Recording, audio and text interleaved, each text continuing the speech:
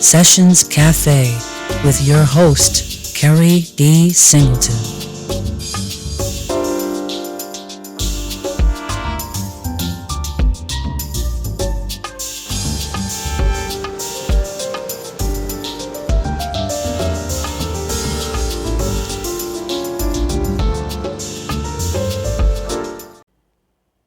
Ladies and gentlemen, welcome to Sessions Cafe.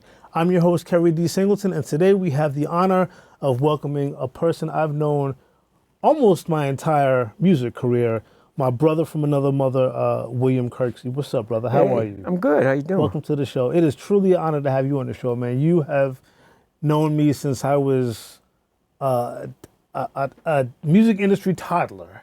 It's almost about 30 years. 30 years, At yeah. least. It's a long time, man. Yeah. I've always looked up to you. It seems as if we've even done a lot of the same things. Yeah. With going from the record labels to having our own platforms. And I don't know, it seems like I'm always following around you, brother, just following. And going further than I have. Not necessarily, because your journey ain't over. I'm still here with this damn TV show. I'm just kidding. But welcome to the show. We have so much to talk about, so let's get started. First of all, we're talking about time here. Yeah. You have over 25 years in the music industry, and I really, you know that when you turn a certain age, the memory starts to fade. Yeah. How did we meet? I'm putting you on the spot, brother. How did you meet? I hope you got the right answer. I don't. You don't remember either? I don't. No, okay. It could have been at a conference. Yeah. Or it could have been a ASCAP, maybe? Or Jack the Rapper. Jack the Rapper. We met. Gavin. We met in New York, for sure. Right. In a music industry environment. Yeah. And we were both radio promoters. Right, exactly. Definitely. Right. Because my earliest jobs were at Arista Records. And I'm going to talk about your resume because yours is impressive. Yours is impressive. Long. I know it's long, but it's impressive. But before we get into the things that you've done, why? Why did you decide at such an early age to jump into the music business? Because first I had an interest in television production. Okay. When I was at Medgar Evers College. Right. Now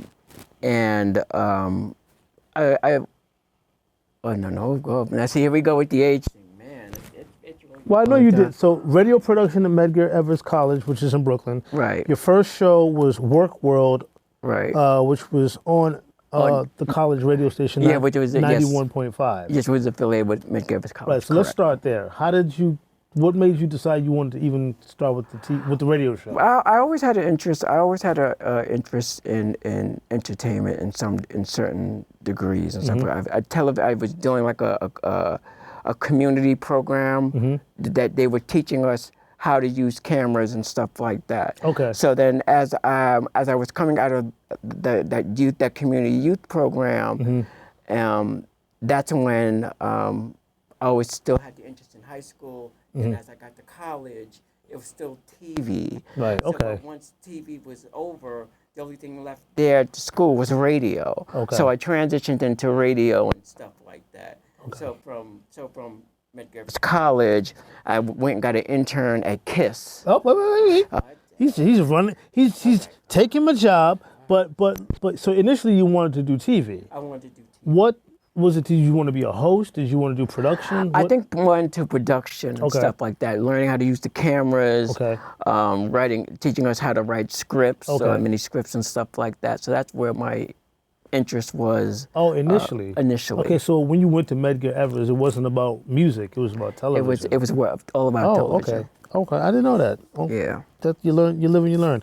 And what kind of getting back to the radio station, you started at 91.5, and you did your first show called Work World. What was the format of that show? Like, what was you doing? Well, basically, I was in the studio. There was a gentleman, I forgot his name. He's such a nice man.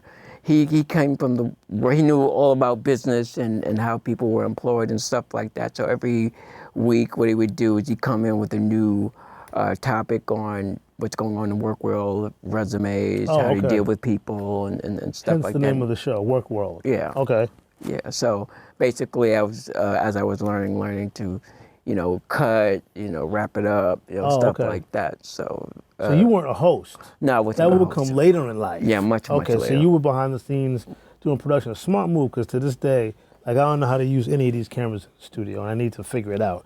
But I went to school for that. Right out of high school. Yeah. Dope, man. Yeah. Dope. So that was the beginning of your journey. Yeah. Yes. So you never. It really wasn't a question of what field you wanted to be in. You always knew that you were going to be in media production. Right. Absolutely. Okay. So. And thankfully, I have these cards. Your resume is long and interesting. Your first internship, as you were saying earlier, Kiss FM. Now, listen, brother.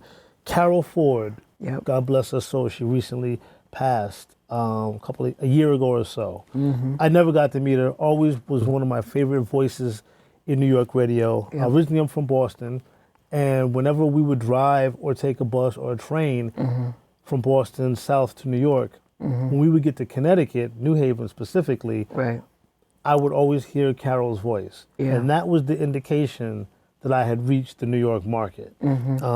Wendy Williams, of course, is a legend. Yeah. Bob Slade, you worked with. Yep. So as an intern working at Kiss FM with those legends, some of whom, like Carol Ford, were legends at that time. Yes. What was that like? What was that experience like for you? Carol Ford was very direct. I loved Carol Ford. She didn't really like people in the studio with her. Really? She's just my space and what. Yes. Yeah. So she really didn't want people in there unless I had to go in there to bring something. But other than that, she didn't really want anybody in there. Great person, great personality, great professional. Wendy. Don't say nothing mean about Wendy on my show, man. She was a professional. Wendy, something else. But what was saying? Red Alert, loved the word Red Alert. Not about the specific personalities at the radio station, but the job itself, the environment. It was exciting. It was really, really exciting seeing like the board and being able to have that type of control where thousands of people can hear you just from slotting and stuff like that. That's all. I was like, wow. So what job did you have as an intern? I worked on the public affairs department with Milton McLean Dennis and Sean Court. Okay. I'm glad I remembered them. And then on Sundays, I was able to work the board on the open line show. Wow. So I was able to do that. And so that was so awesome because they were in the studio and all the DJs weren't there, so I was able to do that. There was a couple of times when I got when it's dead silence and I hear footsteps running down the street. Well, no, you give me no. And as soon as they fixed it, the hotline is ringing, which is like, well, that's from the higher ups. What's with the dead silence? Going on? Yeah, that was at least twice. So you was turning the station off? No, it was well, not on purpose. No, not on purpose. But yes. if we're to be honest, you and I are sitting here in the studio X amount of years later, you actually were responsible for at least 2 incidents where you turned Kiss FM off, the most popular radio station, and you turned it off. Yep. Yep. That is classic. Yep. You turned off Kiss FM before even though it's a few seconds, but still. Right. It's just like me and you sitting here, and for the next 10 seconds, no one's being said. So from New Haven, all across New York City and New Jersey, Westchester, Long Island, all the way down to, I'm putting you on blast. Yes. All the way down to where Kiss FM would have met Philadelphia's market in Central Jersey, you just shut the whole situation down. Yeah. Okay. Wow. Yeah. Wow. That's interesting. But clearly you did a great job at Kiss FM because then you transitioned to working your first internship, Columbia Records. See, here's parallels, Will. My first internship was with a radio station in Boston called WILD. And yours was at Kiss FM. You went from Kiss FM to Columbia Records. I went from WILD to Arista Records. Oh, wow. So the parallels are crazy. Wow. You worked with I remember some people at WILD. Yeah, so do I. Dana. Yeah, Dana was good people. Stephen. Yeah, Stephen was there too. Stephen Hill. Stephen Hill. Yeah, he was there too. I don't know if you remember Belinda. I remembered all of them. Okay. But yeah. Commonwealth. Yep. Moving right along. Moving right along. Okay. History is that. Okay. But you got your first plaque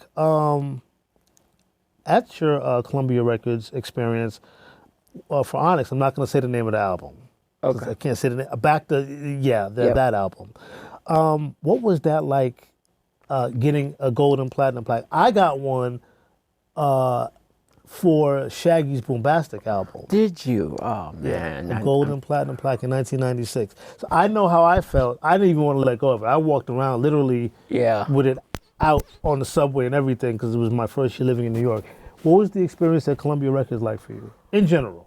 Columbia Records, that was such a proven great. Oh, man, that was so exciting. I was very meek.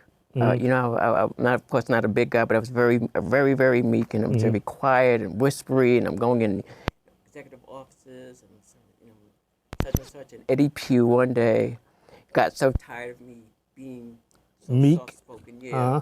He said, "You know what? Come here." Came back in the office, and I'm sitting there meek. Yeah. You know what? You got to stop all that little loud, whispery stuff like that. You're not really impressing me at all. You're not impressing me at all on such and such and such and such. Because I'm meek. Right. Then I want to have an attitude because I'm going to get coffee and stuff like that. But it was an internship. But I don't know that. So did you? I know that, but I didn't. Did you transition into escaping out of your meekness? I did. Okay. Absolutely. So Ashley Fox, who I worked with for 8 years, she kind of toughened me up and stuff like that. And then you became Big Will. Yeah. Yeah. We'll be right back. We got a lot more to talk about with Big Will right after this.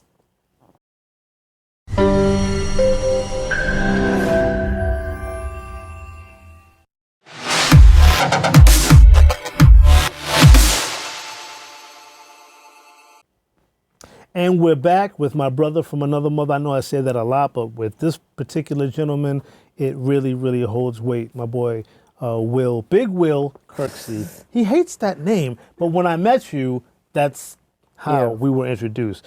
After Columbia Records, brother, you worked for Def Jam, and that had to have been, that wasn't an internship, that was a job. That was my first job, yeah. In the college promotions department. Describe the importance, Will, of a position like that, because that doesn't exist today.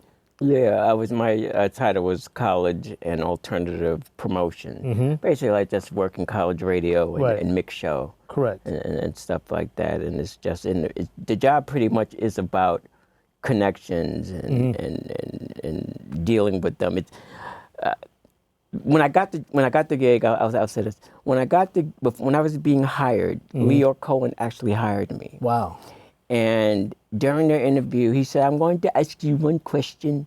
And during this question, I don't want you to answer me now.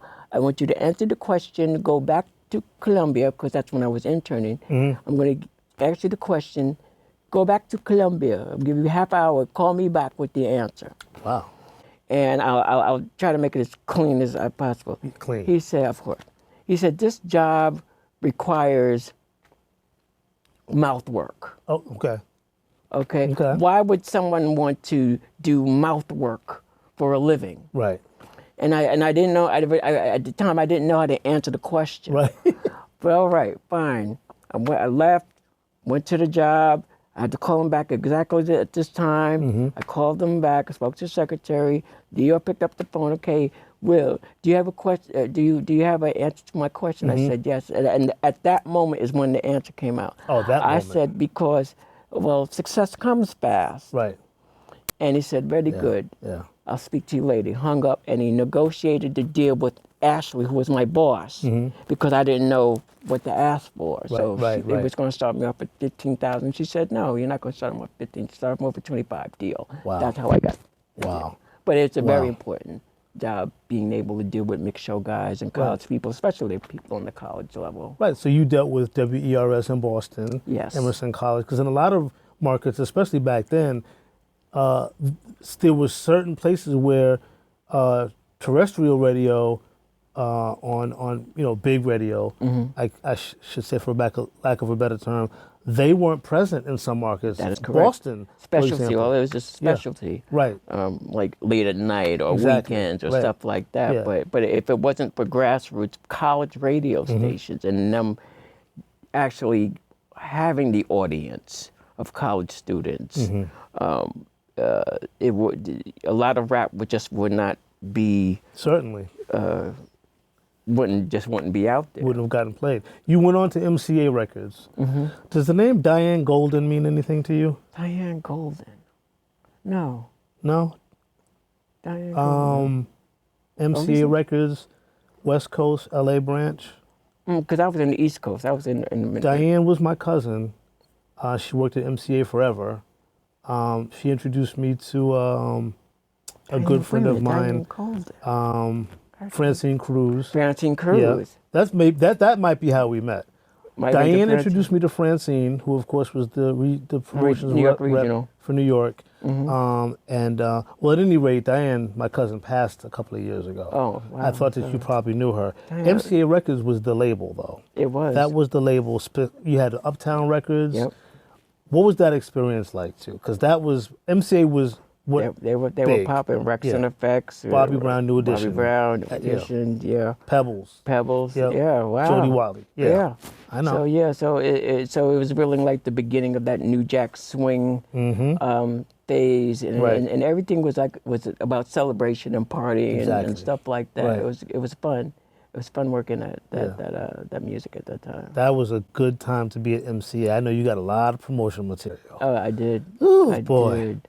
I know that you also worked at Select Records and Interscope Records. Of all the record label experiences, what did you, and you have so much experience working in the big houses, as we used to call them. Yeah.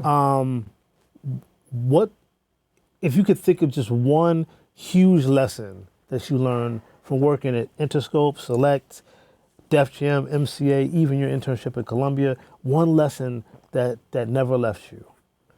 Wow. Because this is the thing. It really, when you work in the areas of the music industry that you and I worked in, it really was the business of music. Absolutely. We got to see the business side. Absolutely. Drop some jewels. I think one of the things that I've learned greatly is not to be easily impressed with stuff or people and stuff like that. You know, it really molds you once you get to be able to hobnob with people that you've idolized or you've worked with or stuff like that. Yeah. So now you can just come in, a millionaire can come and sit down and you just be like, hey, how you doing? As opposed to going, Google. So I've learned not to be easily impressed with things and not easily fooled about things and stuff like that. It's easy to get seduced. Yes, sir. In the music industry or entertainment in itself, whether it's with money or flashy things and stuff. It learns you to be patient. Yep. You learn to be patient with stuff and not rush. I know you want to do it now. Just You have to really be a true survivor in this game. And one thing I can say about you, and I guess I would point the finger at myself, we survived the business of music. Yeah. And speaking of surviving, I know that you're battling. I'm currently going through stage 4 cancer. Yeah. Now. Yeah. It's just hard for me to swallow because I love you so much. I appreciate it. But you're a survivor. And I'm surviving. You're surviving. And I know that you'll beat this. Talk to me about what it was like. And I will say this as a disclaimer. Sure. You have not kept your fight silent.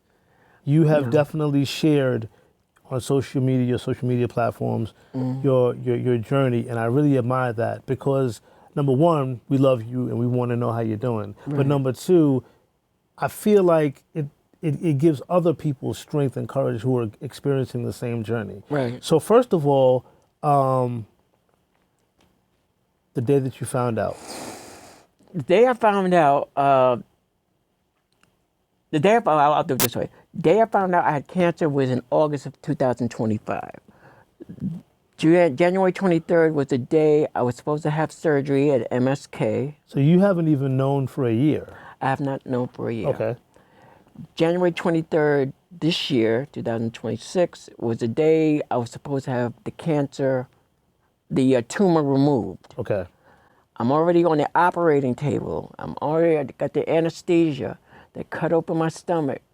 They went and looked, and I can imagine the doctors like looking at each other like, oh boy, you want to tell him? You want to tell him? Took out a couple of lymph nodes, zipped me back up, woke me up instantly, said, Mr. Will, I'm sorry, the cancer spread. It's terminal.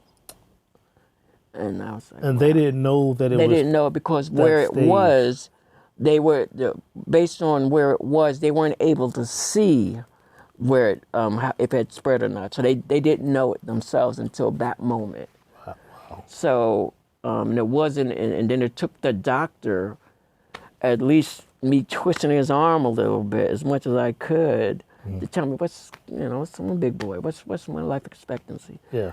I don't know. Come on. He went, and this is how we did. He went, could be spring, summer. So I'm thinking next year. And my sister was there at the meeting, and she's like, no, he's not saying next year. And this is winter that I found out. This past winter? This winter that just ended. Okay. And I'm like, wait a minute, spring? You mean spring after this season, spring that we're in now? Yes. You mean summer? Yes. So they're giving me from the time I've learned about 6 months. How do you, and again, you survived a lot. You survived the streets of Brooklyn.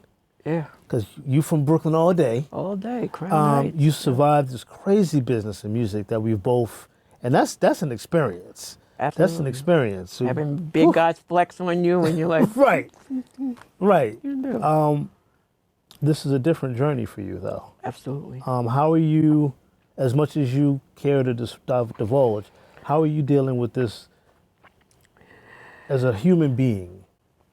That's a great question. Now, there's two different ways I can answer. I can give you the misdirective answer, which is always easy.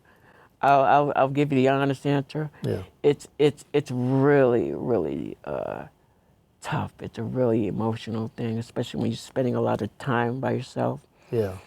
Yeah. You're not accustomed to having a clock in your head, like this could be it, or if you're going to wake up, you wake up in the middle like, oh wow, I'm glad I woke up. Or you're always tired from chemo. You don't know the difference between if you're just tired, or if you want to get up, or can you get up, or your whole mind it's the mind will kill you before the disease will. Wow. More so, because it's certain things is simple. Just if you exercise, if you change your diet, if you do this, that, and the other, it's helpful. But once you start getting in that space where you start doubting it, just what's the purpose? Like I'm 55 now. What's the purpose, man? I ain't got no kids, and so your mind really takes you different places, and without really a team or a mentor or something. It'll you might as well say, doctor, you're right. 6 months you're going. On another note, the Trip Over radio show, you had that show for a decade? At least, yeah. Okay. And we were on, so the Keri's Corner radio show, which was my former radio show, the Trip Over radio show, we were both on the same networks but at different times. So we were on FLO Empire Radio and DTF Radio, which are both internet-based radio networks, or were, here in New York City. And that's crazy because we were on the same network, plural, on different times. Right. Talk to me about that radio show, because that was a wild show. You definitely set a precedent with the Trip Over radio show. What was that about? And I know we're running out of time, so. Yeah, just be there. Okay. Basically what it was basically the Breakfast Club meets Howard Stern. Okay. So basically, and we talked about sex and drugs, and the reason how I got familiar with it, because I was part of the lifestyle, so I was able to like in the lifestyle, I had some experiences, and then, but things people didn't know, I was a druggie at one point or another. So I had familiarity with the both, and since they're both parallel, Absolutely. I was able to try to make it an entertaining and fun experience, trying to mesh the two. And you did a damn good job. And I know that you're going to bring the show back, and you're looking to do it in a television format. Yes. So we have seconds. Give me a real quick synopsis on how that's going to look. And when you launch the show, you got to come back on the show, on this show, to talk about it. I would love it. So yeah. So basically, doing it pretty much in this format, like as you're doing, because there's so many different pieces to it, and just doing it live, and just having, people from different aspects of people who've been arrested who have ankle bracelets, to having people who are porn stars that are into special kind of kink, all coming on and sharing their experiences in a non-judge free zone. Judgmental free zone. So basically bringing the radio show to a visual format. Yeah. I am looking forward to it. I can't wait to watch. I might want to be a guest, but what's for sure is you got to come back so we can elaborate on the Trip Over Radio show, because that show is a trip. Yeah. Yeah. Out way before Angela Yee or any of these other type of sex-based shows. Yeah, we was out way before that, 2015. You got to come back. I will. All right. I love you, brother, with all my heart. I will see you the next time you come on the show. Thanks, man. Do you have a launch date? I know I'm running out of time, but probably like I would say about a month. But a month out from now. Okay. Yeah. All right. Yo, this is my brother from another mother. I love him with all my heart, and I love you too. So make sure you come back next week.